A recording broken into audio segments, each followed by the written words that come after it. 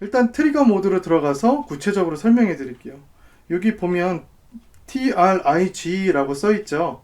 그래서 F3번을 누르면 트리거 모드로 들어갑니다. 트리거 설정 모드로 들어가는 거예요.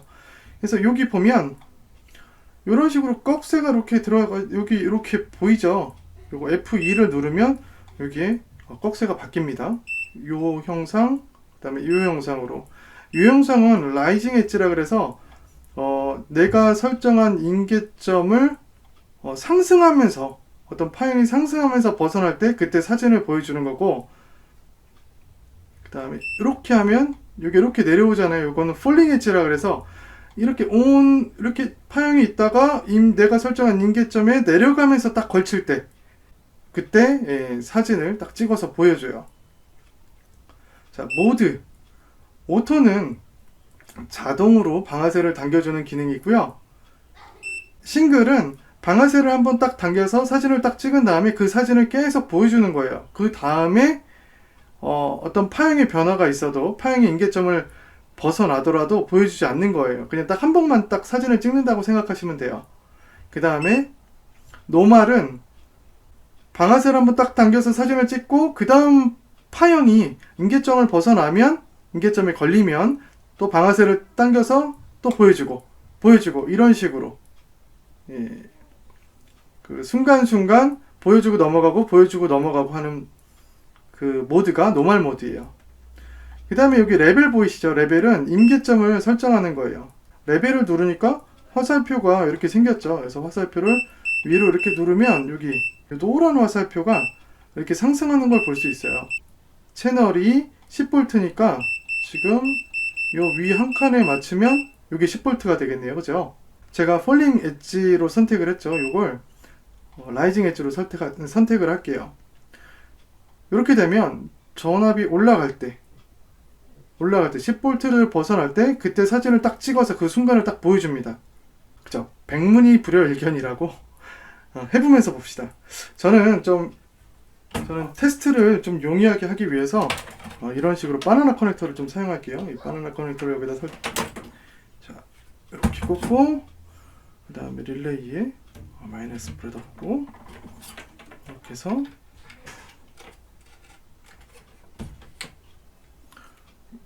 이렇게 꼽고요. 어때요 여러분? 벌써 파형이 나왔죠? 예. 자, 이제 근접 스위치가 온이 되면 릴레이가 동작을 할 텐데, 여자가 될 텐데, 그때 전압을, 그 순간의 전압을 보고 싶어요. 근접 스위치를 오프 시켜 볼게요. 자, 어때요? 여기에 보면 릴레이도 오프가 됐죠. 소자가 됐어요. 근데 파형은 변화가 없죠.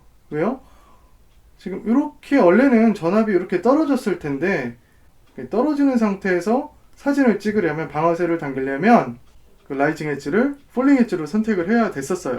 이제 근접 스위치를 온 시켜 볼게요. 자, 어때요? 이런 식으로 파형이 바뀌었죠. 우리가 그냥 온되나 보다 했는데 어때요? 지금 파형이 바뀌었어요. 타임을 컨티뉴어티로 연속 모드로 선택을 한 다음에 이렇게 보면 온오프 되는 게 릴레이의 그 여자 상태와 소자 상태를 볼 수 있죠. 이렇게 전기를 눈으로 볼 수 있는 거예요. 그래픽화에서. 자, 트리거 모드로 가볼게요. 트리거 모드로 선택을 해서 타이밍을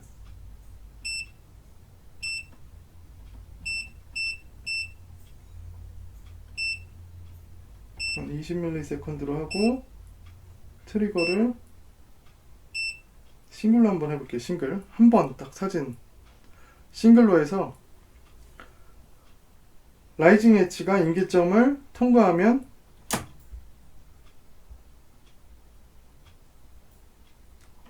나와야 되는데 안 나오네.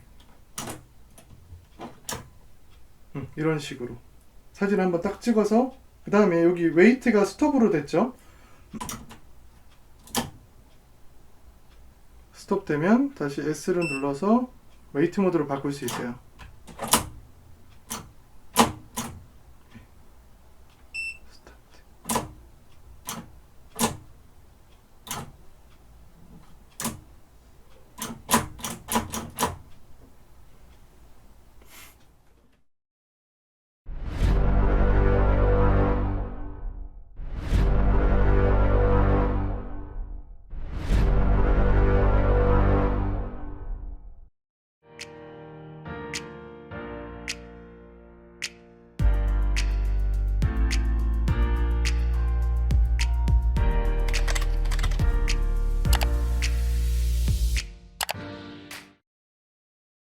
자, 오늘 이렇게 멀티미터에 구성되어 있는 오실로스코프 기능을 함께 사용하면서 간략하게 설명해 드렸는데요.